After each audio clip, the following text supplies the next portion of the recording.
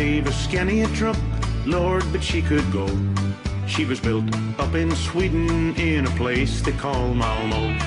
There was no machine could touch her with my shoe down to the floor as I drove up the motorway in my Scania 164. You can hear that wagon coming with her mighty engine roar. This big machine is strong and mean, drawing 40 tons or more.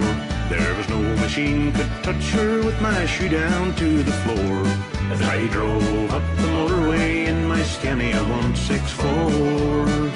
It was at the Truckers Cafe down in Old Marseille. As I went up to order, I could hear them truckers say, well, there's that girl that just walked by, as I was telling you before. And she sits up high and mighty in her Scania 164. You can hear that wagon coming with her mighty engine roar. This big machine is strong and mean, drawing 40 tons or more. There was no machine could touch her with my shoe down to the floor as I drove up the motorway in my Scania 164.